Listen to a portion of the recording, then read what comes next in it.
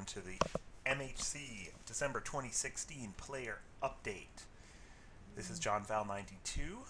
We're going to talk about episode 7 today. It's Christmas Eve, so I thought I'd start us out with a little view of a Christmas tree that was built by the patrons here on the Team BS server. We'll talk a little bit more about that and where we are in a minute, but let's take a little trip here and also get to the update. So episode 7 was an active one. Start with my own progress. I traveled to the stronghold. I had 4 Eyes of Ender, I believe, at that point, and used them to locate the stronghold, and it was a long way away, quite a journey, so those of you who are going to be doing that in a while, take that under advisement. I did find the stronghold and drop into it. Let me turn down the volume here. There we go. Okay. We'll watch the blazes. Traveled to the stronghold. Yeah, I dropped into it. There was a cave system around the stronghold. Had quite a fight on my hands for a while, but won the battle, got inside, and began to explore. Couldn't find the end portal yet, though, but it was an exciting trip. Next, Scotty Garbita, still doing great in day 7. Started out by throwing his first Eye of Ender and got the direction to travel, but it broke. So Scotty made a dirt arrow on the ground near the village so that he knew where to go, and then looking for something. I started traveling a little bit, but got distracted and decided to brave the mansion and see what was in there for him. He walked up to an illager, I think the Vindicator guys, the guys with an axe, and hit him once, and the illager hit him once, and Scotty turned tail running down to 1 heart. He was those things hit hard. I think the quote was, "Those guys that hit hard, hit hard." So Scotty sprinted out of the mansion, ate a golden apple, and regrouped to start hunting ender pearls again at night. Definitely an exciting episode, and would get the play of the day for sure if it weren't for Dadcraft, who also went into the mansion. So Dadcraft began his episode fighting through the night, getting levels and collecting pork and chicken for the butcher. Unfortunately, when morning came, the butcher wasn't around.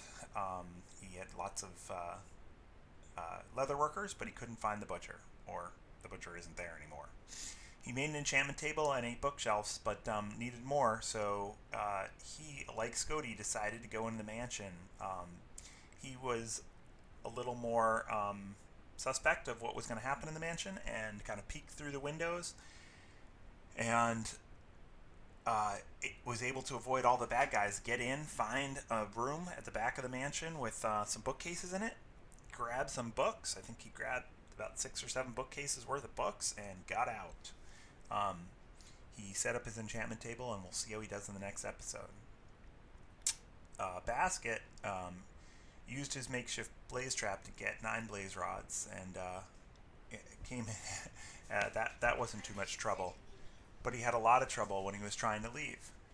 I almost noted down Basket's death, in fact. He got trapped in there by a blaze, and there's a really exciting kind of what I will call the highlight of the day in his piece in his video there. But he was able to recover, and I think Basket's going to survive his trip to the Nether and keep pursuing the dragon. Block Samurai was definitely under the weather, and I hope her cold goes away soon and feels better for the holidays. She came up out of her cave, built her portal on the surface, and prepped for the Nether. By the time she went in, it was pretty dark and late, but her portal ended up very, very high up towards the ceiling. So she's working her way down and searching for the fortress. Baker Bell started out by finding a new fortress well to the west of where the portal dropped Saul off. But her fortress had lots and lots of chests and looked pretty big, but all the chests only had gold and iron, not diamonds, like the ones near near where Scody at. So she made fighting the blazes look easy. I would say that Baker Bell, at first at least, she had this way about attacking them and then dodging as she retreated that she was very calm about it and never seemed to get into any trouble. I'd say that is until three of them, I think, jumped her kind of at one of the spawners towards the end. Luckily, she caught on fire with only 2 or 3 hearts left, but luckily she had just eaten a piece of steak, and it was a saturation in the steak that was healing her just as fast as the flames were hurting her, and Baker Bell lives to fight another day and is still pursuing the dragon. Unfortunately, that is the only 6 left alive, because on day 7 we lost another player. One of the Super 7 fell, and Java Dad is that player. The Nether Fortress was a dangerous place for Java Dad, and he went in trying to eat carrots and a couple loaves of bread, I believe, and was fairly consistently either low on health or low on food. And the problem with carrots, just regular carrots as a food source, is that even though they heal, they give you a couple hunger pops, they have no saturation. So basically, they'll only heal you a heart and a half or so.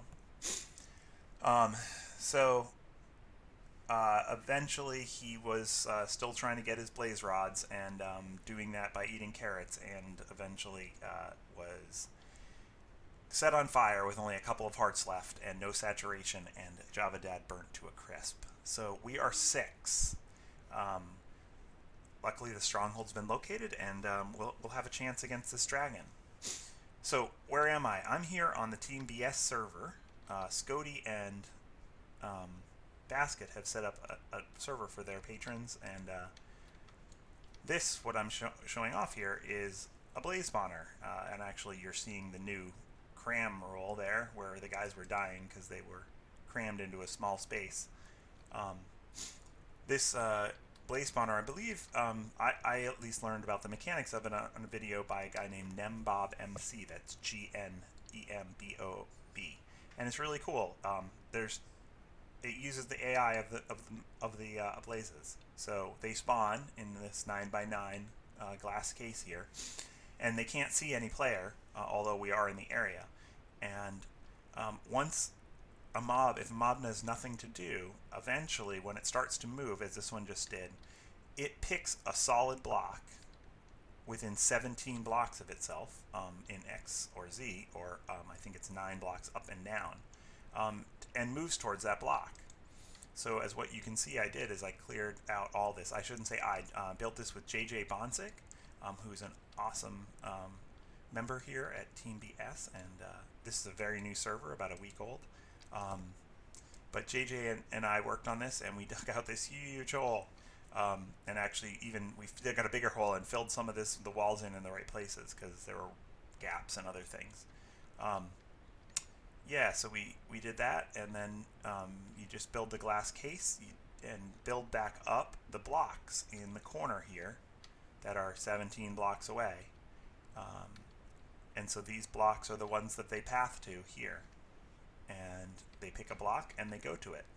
And then basically they just wander. There's only one way, as you can see from this guy right here. He wanders right into the corner and falls straight down. And even when they path to one on the end and they kind of get caught in the corner, the next one comes along and pushes them. It's a tremendously efficient system because there's no other blocks around. We've half slabbed the floor and done that. So it's very cool. And if you want to see what's going on the Team BS server, check out Scody Garbitas or Basket MC's channels. They both stream fairly often. I'm sure after the holidays might be streaming more, but there's a lot going on here. Thanks for watching, and I'll see you for the update after episode 8. I hope everyone has happy holidays, and Merry Christmas, Happy Hanukkah, and any other things that you're celebrating. Bye for now.